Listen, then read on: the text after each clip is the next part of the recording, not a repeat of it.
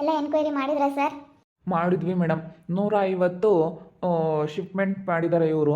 150 ಕಳಿಸಿದ್ದಾರೆ order. 150 order ತೊಗೊಂಡು ಅವ್ರಿಗೆಲ್ಲ ಶಿಫ್ಟ್ ಮಾಡಿದ್ದಾರೆ. ಎಲ್ಲರೂ ಹಾಗೆ ಹೇಳಿದ್ರು. ನಾವೊಂಥರ ಬುಕ್ ಮಾಡಿದ್ರೆ ಅವರೊಂಥರ ಕಳಿಸಿದ್ದಾರೆ. ಚೆನ್ನಾಗಿಲ್ಲ ಕ್ವಾಲಿಟಿ. ಹಾಗೆ ಒಬ್ಬೊಬ್ಬರು ನಮಗೇನು ಕಳಿಸೇ ಇಲ್ಲ ಸರ್, ಏನೋ ಸುಮ್ಮನೆ ಏನೋ ಒಂದು ಹಳೆ ಬಟ್ಟೆ ಇಟ್ಬಿಟ್ಟು ಕಳಿಸಿದ್ದಾರೆ. ನಾವು ಸ್ಯಾರಿ ಬುಕ್ ಮಾಡಿದ್ರೆ ಹಳೆ ಶರ್ಟ್ ಕಳಿಸಿದ್ದಾರೆ, ಹಳೆ ಪ್ಯಾಂಟ್ ಕಳಿಸಿದ್ದಾರೆ ಅಂತೇಳಿ ತುಂಬ ಜನ ಎಲ್ಲರೂ ಅದನ್ನೇ ಮೇಡಮ್ ಹೇಳಿದ್ದು. ಒಬ್ಬರು ಕೂಡ ಕ್ವಾಲಿಟಿ ಚೆನ್ನಾಗಿದೆ, ನಾವು ಬುಕ್ ಮಾಡಿರೋ ಅಂಥದ್ದು ಕಳಿಸಿದ್ದಾರೆ ಅನ್ನೋದೊಂದು ಒಬ್ಬರು ಹೇಳಿಲ್ಲ. ಈ ರೀತಿ ಫೇಕ್ ಅಕೌಂಟ್ ಮಾಡ್ಕೊಬಿಟ್ಟು ಈ ರೀತಿ ಎಲ್ಲ ಜನಗಳಿಗೆ ಮೋಸ ಮಾಡ್ತಾ ಇದ್ದಾರಲ್ಲ ಇವರು. ಅಲ್ಲ ನೋಡಿ ಮೇಡಮ್, ಯಾವ ರೀತಿ 150 ಕಳಿಸಿದ್ದಾರೆ, 150 ಆರ್ಡ್ರ್ ಸಿಕ್ಕಿದೆ. ದಿವಸ 10-15 ಕಳಿಸಿದ್ದಾರೆ, ದಿನ 15 ಎಲ್ಲ ಹೋಗಿ ಕೊರಿಯರ್ ಆಫೀಸಲ್ಲಿ ಎಲ್ಲ ಏನೇನು ಕಳಿಸಿದ್ದಾರೆ, ಏನೇನು ಶಿಪ್ಮೆಂಟ್ ಮಾಡಿದ್ದಾರೆ ಎಲ್ಲ ಚೆಕಿಂಗ್ ಮಾಡಿದ್ದೀವಿ. ಎಲ್ಲ ಚೆಕಿಂಗ್ ಮಾಡಿದಾಗ ಈ ರೀತಿ ಅವ್ರ ಬಗ್ಗೆ ನನಗೆ ಮಾಹಿತಿ ತಿಳಿದು ಬಂದಿದೆ ಮೇಡಮ್.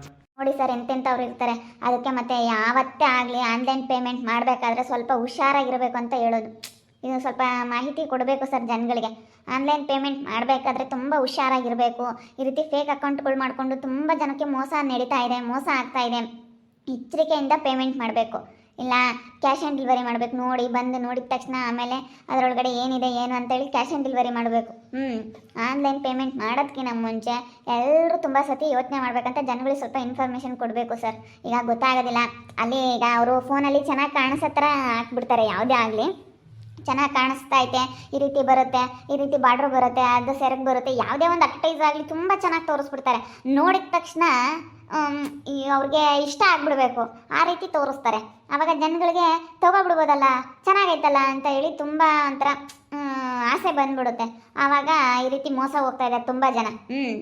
ಅದರಲ್ಲಿ ಒಳ್ಳೆಯವರು ಇರ್ತಾರೆ, ಕೆಟ್ಟವರು ಇರ್ತಾರೆ. ಕೆಲವರು ಎಲ್ಲರೂ ಹಾಗೆ ಮಾಡ್ತಾರೆ ಅಂತ ಇರಲ್ಲ, ಹೇಳೋಕ್ಕಾಗಲ್ಲ. ಫೇಕ್ ಅಕೌಂಟ್ಗಳು ಮಾಡಿಕೊಂಡು 50% ಜನ ಮೋಸ ಮಾಡೋರು ಇದ್ದಾರೆ, 50% ಜನ ಒಳ್ಳೆಯವರು ಇದ್ದಾರೆ. ಅದರಲ್ಲಿ ತುಂಬ ಯೋಚನೆ ಮಾಡಬೇಕು. ಯೋಚನೆ ಮಾಡಿ ಏನು ಎತ್ತ ಎಲ್ಲ ಯೋಚನೆ ಮಾಡಿ ಮಾತಾಡಬೇಕು.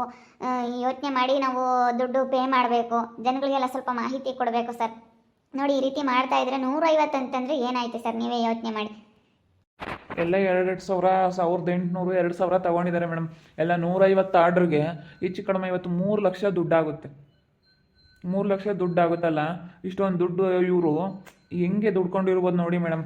ಯಾವ ರೀತಿ ಮೋಸ ಮಾಡಿ ಜನಗಳಿಗೆ ಹೆಂಗೆ ದುಡ್ಕೊಂಡಿದ್ದಾರೆ ಅಂತ.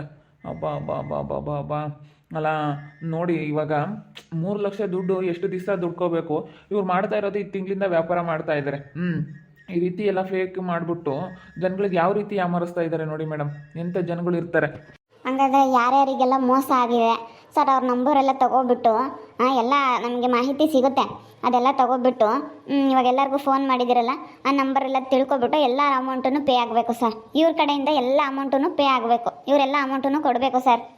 ಸರಿ ಮೇಡಮ್, ಆಯಿತು. ಅವ್ರಿಗೆ ಹೇಳಿ ಆ ರೀತಿ ಅವ್ರ ಮನೆ ಕಡೆಗಳವ್ರು ಯಾರಾದರೂ ಇದ್ದರೆ ಅಮೌಂಟ್ ಕಟ್ಟಿ ಅವ್ರದ್ದೆಲ್ಲ ಪೇ ಆದಮೇಲೆ ಇವ್ರನ್ನ ನಾವು ರಿಲೀಸ್ ಮಾಡ್ತೀವಿ, ಕರ್ಕೊಂಡು ಹೋಗಿ ಅಂತೇಳಿ ಹೇಳಿದ್ರೆ ಆಯಿತು. ಹಂಗೆ ಹೇಳ್ಬಿಟ್ಟು ಸರ್ ಇವ್ರ ಮೇಲೆ ಕಂಪ್ಲೇಂಟ್ ಆಗಿದೆ ಸರ್, ಬಂದು ಈ ರೀತಿ ಹಿಂಗೆ ಇವ್ರ ಕಡೆಯಿಂದ ಈ ರೀತಿ ಮೋಸ ಆಗಿದೆ, ಬನ್ನಿ ಅಂತೇಳಿ ಅವ್ರ ಮನೆಯವ್ರಿಗೆ ಇನ್ಫಾರ್ಮ್ ಮಾಡ್ತೀನಿ ಮೇಡಮ್. ಹಾಂ ಸರ್, ಹಾಗೆ ಮಾಡಿ. ಹಾಗೆ ಮಾಡಿಬಿಟ್ಟು ಅವ್ರ ಅಮೌಂಟ್ ಏನಿದೆ ಅವ್ರದ್ದೆಲ್ಲ ವಾಪಸ್ ಹೋಗಬೇಕು. ಆ ರೀತಿ ಮಾಡಿ. ಅನ್ಯಾಯ ಆದವ್ರಿಗೆ ನ್ಯಾಯ ಸಿಗಬೇಕು, ಮೋಸ ಆದವ್ರಿಗೆ ಇವಾಗ ಈ ರೀತಿ ಒಳ್ಳೇದು ಮಾಡಬೇಕು ಸರ್ ನಾವು. ಹೌದು ಮೇಡಮ್, ಮತ್ತೆ ಇನ್ನೊಂದು ಸತಿ ಯಾರಿಗಾದ್ರೂ ಮೋಸ ಮಾಡಬೇಕಾದ್ರೆ ಇವರು ಸ್ವಲ್ಪ ಯೋಚನೆ ಮಾಡಬೇಕು. ಬನ್ನಿ ಕೇಳೋಣ, ಬನ್ನಿ. ಮೇಡಮರೇ ಇನ್ನು ನನ್ನ ಯಾವಾಗ ಬಿಡ್ತೀರಾ ಮೇಡಮರೇ? ನಿಮ್ಮನ್ನಂತೂ ಬಿಡೋದಿಲ್ಲ. ನೀವು ಸಾಯೋವರೆಗೂ ಜೈಲಲ್ಲೇ ಕೊಳಿಬೇಕು. ನೀವು ಮಾಡಿರೋ ಅಲ್ಕ ಕೆಲಸಕ್ಕೆ ನಿಮಗೆ ಇನ್ನೂ ರಿಲೀಸ್ ಬೇರೆ ಮಾಡ್ತಾರೆ. ಇನ್ನೂ ಹೋಗಿ ತುಂಬ ಜನಕ್ಕೆ ಮೋಸ ಮಾಡೋಕ್ಕೆ ಆ ಥರ ಸ್ಯಾರಿ ಕಳಿಸ್ತೀನಿ, ಈ ಥರ ಸ್ಯಾರಿ ಕಳಿಸ್ತೀನಿ ಅಂತ ಹೇಳಿ ಫೋಟೋ ಒಂದು ಕಳಿಸೋದು, ನಿಮ್ಮ ಶಿಪ್ಮೆಂಟ್ ಒಂದು ಮಾಡೋದು, ಆರ್ಡ್ರ್ ಒಂಥರ ಕಳಿಸೋದು.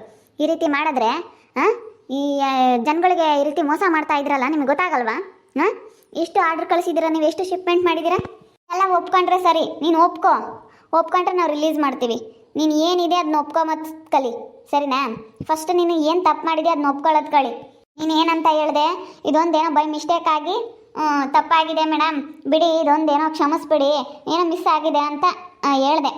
ನಾವು ಇದೊಂದೇನಾದರೂ ಮಿಸ್ಟೇಕ್ ಆಗಿದ್ರೆ ಬಿಡಿ, ಏನೋ ಹೆಚ್ಚು ಕಡಿಮೆ ಆಗಿದೆ, ಯಾವುದ್ರಲ್ಲ ಸ್ವಲ್ಪ ಮಿಸ್ಟೇಕ್ ಆಗಿದೆ ಅಂತ ತಿಳ್ಕೊಂಡು ಸುಮ್ಮನೆ ಆಗ್ತಿದ್ವಿ. ನೀನು ಕಳಿಸಿರೋ ಶಿಪ್ಮೆಂಟ್ 150 ಶಿಪ್ಮೆಂಟಲ್ಲಿ ಎಲ್ಲನೂ ಆ ರೀತಿ ಫೇಕು, ಎಲ್ಲ ಫೇಕು. ಅವ್ರು ಕಳಿಸಿರೋದೇ ಒಂದು ಆದರೆ ನೀನು ಕಳಿಸಿರೋದೇ ಒಂದು. ಫೋನಲ್ಲಿ ಅವ್ರಿಗೆ ಅಟ್ರಾಕ್ಟ್ ಆಗಿರೋ ಥರ ತೋರಿಸ್ಬಿಟ್ಟು ಯಾವ ರೀತಿ ಜನಗಳಿಗೆ ಈ ರೀತಿ ಮೋಸ ಮಾಡೋರ್ನೆಲ್ಲ ಕಂಡುಹಿಡಿತೀವಿ, ಬಿಡೋದಿಲ್ಲ. ಅಲ್ಲ ನೋಡಿ, ನೀವು ಯಾವ ಧೈರ್ಯದ ಮೇಲೆ ಈ ರೀತಿ ಮಾಡಿರ್ಬೇಡ. ಹೆಚ್ಚು ಕಡಿಮೆ 3 ಲಕ್ಷ ರೂಪಾಯಿ ದುಡ್ಕೊಂಡಿದ್ದೀರಲ್ಲ, ಈ ರೀತಿ ಜನಗಳಿಗೆ ಮೋಸ ಮಾಡಿ ನಿಮ್ಗಂತೂ ಬಿಡೋದಿಲ್ಲ. ಆ ದುಡ್ಡು ಏನಿದೆ ಅದನ್ನು ವಾಪಸ್ ನಮಗೆ ಕೊಡಬೇಕು. ನಾವೆಲ್ಲ ಅವರಿಗೆ, ನೀವು ಯಾರ್ಯಾರಿಗೆ ಕಳಿಸಿದ್ರೆ ಅವ್ರಿಗೆ ಅಮೌಂಟ್ ವಾಪಸ್ ಹಾಕಲೇಬೇಕು. ಅಮೌಂಟ್ ವಾಪಸ್ ಹಾಕಲೇಬೇಕು. ಎಲ್ಲ ಗೊತ್ತಾಗುತ್ತೆ, ನೀನು ತಿಳ್ಕೊಂಡಿರ್ಬೋದು, ಗೊತ್ತಾಗೋದಿಲ್ಲ ಏನೂ ಅಂತ. ಎಲ್ಲ ಎನ್ಕ್ವೈರಿ ಮಾಡ್ತೀವಿ, ಒಂದು ಕಡೆಯಿಂದನೂ ನಾವು ಚೆಕಿಂಗ್ ಮಾಡ್ತೀವಿ, ಒಂದು ಕಡೆಯಿಂದಲೇ ಎಲ್ಲ ಮಾಹಿತಿ ತಿಳ್ಕೊಂತೀವಿ. ಯಾವ ಕಡೆಯಿಂದಾಗಿದೆ, ಎಲ್ಲಿಂದಾಗಿದೆ, ಏನು ಎಲ್ಲ ತಿಳ್ಕೊಂತೀವಿ. ಕಳಿಸಿದ್ದೀನಿ, ಅದೇ ಒಂದು ಸ್ವಲ್ಪ ನಾನು ತೋರಿಸಿರೋದೇ ಒಂದು, ಆರ್ಡ್ರ್ ಕಳಿಸಿರೋದೇ ಒಂದು, ಆ ರೀತಿ ಮಾಡಿದ್ದೀನಿ. ಅಲ್ಲ, ಎಷ್ಟು ದುಡ್ಡು ಮೋಸ ಮಾಡಿದ್ದೀರಾ? ಆ ಅಮೌಂಟ್ ಏನಿದೆ ಅದನ್ನೆಲ್ಲ ಹೋಗಿ ಕಟ್ಟಬೇಕು. ನಿಮ್ಮ ಮನೆಯವ್ರಿಗೆ ಫೋನ್ ಮಾಡ್ತೀನಿ. ಫೋನ್ ಮಾಡಿಬಿಟ್ಟು ಆ ಅಮೌಂಟ್ ಏನಿದೆ 3 ಲಕ್ಷ ರೂಪಾಯಿ ದುಡ್ಡು ಅದನ್ನೆಲ್ಲನ ಕಳಿಸ್ಕೋಬೇಕು.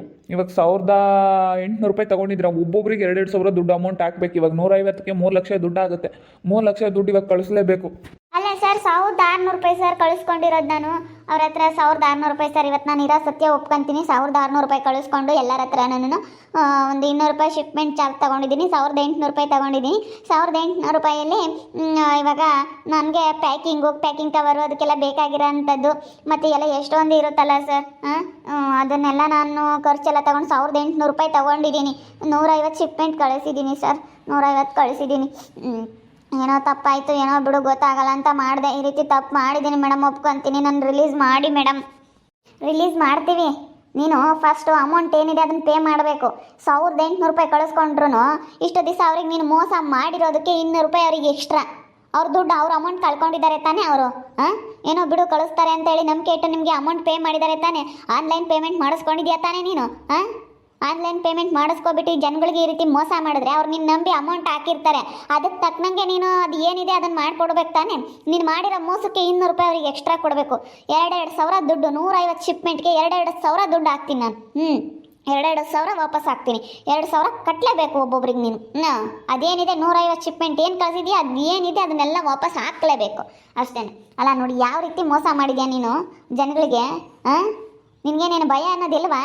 ಅದು 3 ಲಕ್ಷ ರೂಪಾಯಿ ದುಡ್ಡು ವಾಪಸ್ ಕೊಡಲೇಬೇಕು. ಕೊಡೋವರೆಗೂ ನಾನು ನಿನ್ನ ರಿಲೀಸ್ ಮಾಡೋದಿಲ್ಲ. ನಿಮ್ಮ ಮನೆಯವ್ರಿಗೆ ನಾವು ಇನ್ಫಾರ್ಮ್ ಮಾಡ್ತೀವಿ. ಅವ್ರೇನಾದರೂ ಅಮೌಂಟ್ ತಂದು ಇಲ್ಲಿ ಕಟ್ಟಿ 3 ಲಕ್ಷ ದುಡ್ಡು ಕಟ್ಟಿ ಏನಾದರೂ ಎಲ್ಲರಿಗೂ ಅಮೌಂಟ್ ಎಲ್ಲ ಪೇ ಎಲ್ಲ ಆದಮೇಲೆ ಎಲ್ಲ ಎನ್ಕ್ವೈರಿ ಮಾಡಿ ಮತ್ತೊಂದು ಸತಿ ಇನ್ನೂ ಯಾರ್ಯಾರಿಗೆ ಮೋಸ ಆಗಿದೆ, ಹೆಂಗಾಗಿದೆ, ಏನು ಎಲ್ಲ ಎನ್ಕ್ವೈರಿ ಮಾಡಿ ಏನು ತಪ್ಪಿಲ್ಲ ಅಂದ್ರೆ ಮಾತ್ರ ನೀನು ರಿಲೀಸ್ ಮಾಡ್ತೀವಿ. ಇಲ್ಲ ಅಂತಂದರೆ ಯಾವುದೇ ಕಾರಣಕ್ಕೂ ರಿಲೀಸ್ ಮಾಡೋದಿಲ್ಲ. ಅಲ್ಲ, ಹಿಂಗೆ ಮೋಸ ಮಾಡ್ತೀರಾ? ತಿರ್ಗಾ ಮಾತಾಡೋದು ಬೇರೆ ಮಾತಾಡ್ತೀಯಾ. ಫೋನಲ್ಲಿ ಏನೋ ಒಂಥರ ಜನಗಳಿಗೆ ಅಟ್ರಾಕ್ಟ್ ಆಗೋ ಥರ ಮಾತಾಡಿಕೊಂಡು, ಇಲ್ಲ ನಿಮ್ಮ ಅಮೌಂಟ್ಗೆ ನಾವು ಜವಾಬ್ದಾರಿ, ನಿಮ್ಮ ಅಮೌಂಟ್ ವಾಪಸ್ ಬಂದುಬಿಡುತ್ತೆ, ಇಲ್ಲ ನಿಮ್ಗೆ ಇಷ್ಟ ಆಗಲಿಲ್ಲ ಅಂತಂದರೆ ನೀವು ರಿಟರ್ನ್ ಹಾಕ್ಬೋದು ಅಂತೇಳಿ ಎಲ್ಲ ಸುಳ್ಳು ಹೇಳಿ ಫೇಕ್ ಮಾಡ್ತಾರೆ ಮೇಡಮ್. ಈ ರೀತಿ ತುಂಬ ಜನ ಇದ್ದಾರೆ. ಇದನ್ನೆಲ್ಲ ಕಂಡುಹಿಡಿಬೇಕು. ತುಂಬ ಜನ ಇವಾಗ ಫೇಕು ಎಲ್ಲ ಫೇಕೆ. ಯಾವುದು 50% ಇವತ್ತು ನ್ಯಾಯ ರೀತಿಯಾಗಿದ್ದರೆ ಇನ್ನು 50% ಎಲ್ಲ ಮೋಸನೇ. ಒಳ್ಳೆಯವರು ಇದ್ದಾರೆ, ಕೆಟ್ಟವರು ಇದ್ದಾರೆ. ಇಂಥವ್ರನ್ನೆಲ್ಲ ಕಂಡುಹಿಡಿಬೇಕು ಮೇಡಮ್. ತುಂಬ ಜನ ಇದ್ದಾರೆ. ಮೇಡಮರೇ ಪ್ಲೀಸ್ ಮೇಡಮರೇ, 3 ಲಕ್ಷ ರೂಪಾಯಿ ದುಡ್ಡು ಹಾಕಿಸ್ಕೊಬೇಡ್ರಿ. ಅದೇನಿದೆ 1600 ರೂಪಾಯಿ ಅದನ್ನ ಹಾಕಿಸ್ಕೊಳ್ರಿ. ನನಗೆ 200 ರೂಪಾಯಿ ಶಿಪ್ಮೆಂಟ್ ಚಾರ್ಜು, ಕವರು ಎಲ್ಲ ತಂದಿರೋದು ನನಗೆ ಖರ್ಚೇ ಬರುತ್ತೆ. ಪ್ಲೀಸ್ ಮೇಡಮರೇ. ಅವ್ರು ಅಮೌಂಟ್ ಹಾಕಿದ್ರಲ್ಲ, ಅವ್ರ ಅಮೌಂಟ್ ನೀನು ತಿಂದಿದೆಯಲ್ಲ, ಇಷ್ಟು ದಿನ ತಗೊಂಡು ಅವ್ರಿಗೆ ಮೋಸ ಮಾಡಿದೆಯಲ್ಲ, ಅವ್ರು ನಿನ್ನ ನಂಬಿ ಅಮೌಂಟ್ ಹಾಕಿದಾರಲ್ಲ, ಅದಕ್ಕೆ ನಿನಗಿದು ಪನಿಷ್ಮೆಂಟು. 200 ರೂಪಾಯಿ ಎಕ್ಸ್ಟ್ರಾ ಹಾಕಿಸ್ತಿರೋದು. ನೀನು ಈ ರೀತಿ ಮೋಸ ಮಾಡಿದಕ್ಕೆ, ನೀನು ಆಸೆ ಬಿದ್ದು ಈ ರೀತಿ ದುಡ್ಕೊಳ್ಳೋದಕ್ಕೆ ಹೋಗಿದ್ದಕ್ಕೆ ನಿಂದು ಯಾವ ರೀತಿ ಹೋಗುತ್ತೆ ಅಂತೇಳಿ ಗೊತ್ತಾಗುತ್ತೆ. ನೀನು ಒಬ್ರಿಗೆ ಮೋಸ ಮಾಡಿ ಒಬ್ರು ತಿನ್ನಕ್ಕೆ ಹೋದ್ರೆ ನಿಂದು ಯಾವ ರೀತಿ ಹೋಗುತ್ತೆ ಅನ್ನೋದು ನಿನಗೆ ಪಾಠ ಕಲ್ಸೋಕ್ಕಾಗಿಯೇ ಈ ರೀತಿ ಮಾಡ್ತಾ ಇರೋದು. ನೀನು ಪಾಠ ಕಲ್ತ್ಕೋಬೇಕು. ನೀನು ಒಂದು ತಗೊಳಕ್ಕೆ ಹೋಗಿ ಒಂದು ಅತಿ ಆಸೆ ಬಿದ್ದು ಈ ರೀತಿ ಮಾಡ್ತಾ ಇದೆಯಲ್ಲ, ನಿನಗೆ ಬುದ್ಧಿ ಕಲಿಸ್ಬೇಕು. ನೋಡಿ, ಎಂತೆಂಥ ಜನ ಇರ್ತಾರೆ. ದಯವಿಟ್ಟು ಈ ಫೋನಲ್ಲಿ ತೋರಿಸ್ತಾರಲ್ಲ ಅಡ್ವರ್ಟೈಸ್ಗಳಿಗೆಲ್ಲ ಬೆರಗಾಗಿ ಯಾವುದೇ ಕಾರಣಕ್ಕೂ ಆನ್ಲೈನ್ ಪೇಮೆಂಟ್ ಮಾಡೋದಾಗಲಿ, ಆನ್ಲೈನಲ್ಲಿ ಬುಕ್ ಮಾಡ್ಕೊಳ್ಳೋದಾಗಲಿ, ಇದೆಲ್ಲ ದಯವಿಟ್ಟು ಮಾಡೋಕ್ಕೆ ಹೋಗ್ಬೇಡಿ. ಈಗ ಒಳ್ಳೆಯವರು ಇರ್ತಾರೆ, ಕೆಟ್ಟವರು ಇರ್ತಾರೆ. ದಯವಿಟ್ಟು ಆ್ಯಪ್ ಏನಿದ್ದಾವೆ ಅಂಥ ಆ್ಯಪ್ಗಳಲ್ಲಿ ನೀವು ಬುಕ್ ಮಾಡಿದ್ರೆ ಅದನ್ನು ರಿಟರ್ನ್ ಹಾಕ್ಬೋದು. ಹಾಗೆ ರಿಟರ್ನ್ ಹಾಕಿದ್ಮೇಲೆ ಅಮೌಂಟು ವಾಪಸ್ ಬರುತ್ತೆ. ಆದರೆ ಇಂಥ ಫೇಕ್ ಇರ್ತಲ್ಲ, ಇದನ್ನೆಲ್ಲ ಲೋಕಲಲ್ಲಿ ಈ ರೀತಿ ಹಿಂಗೆಲ್ಲ ತೋರಿಸ್ತಾರಲ್ಲ, ಇಂಥವ್ರ ಹತ್ರ ಯಾವುದೇ ಕಾರಣಕ್ಕೂ ಬುಕ್ ಮಾಡ್ಕೊಳ್ಳೋದು ಒಳ್ಳೇದಲ್ಲ. ತುಂಬ ಜನ ಮೋಸ ಮಾಡ್ತಾರೆ. ಒಳ್ಳೆಯವರು ಇರ್ತಾರೆ, ಕೆಟ್ಟವರು ಇರ್ತಾರೆ. ಆದರೆ ಅಮೌಂಟ್ ಪೇ ಮಾಡೋದಕ್ಕಿಂತ ಮುಂಚೆ ಸ್ವಲ್ಪ ಯೋಚನೆ ಮಾಡಿ ಪೇ ಮಾಡಿ, ನಿಮ್ಮ ಅಮೌಂಟ್ಗಳನ್ನೆಲ್ಲ ಕಳ್ಕೊಬೇಡಿ ಅಂತೇಳಿ ನನ್ನ ಮುಖಾಂತರ ತುಂಬ ಜನಕ್ಕೆ ನಾನು ಇನ್ಫಾರ್ಮ್ ಮಾಡಿ ಕೊಡ್ತಾ ಇದ್ದೀನಿ. ನಾವು ಇನ್ಫಾರ್ಮ್ ಮಾಡ್ತಾಯಿದ್ದ ಜನಗಳಿಗೆ ತುಂಬ ಜನಕ್ಕೆ ಇನ್ನೂ ನಾವೆಲ್ಲ ಮಾಹಿತಿ ಕೊಡ್ತೀನಿ.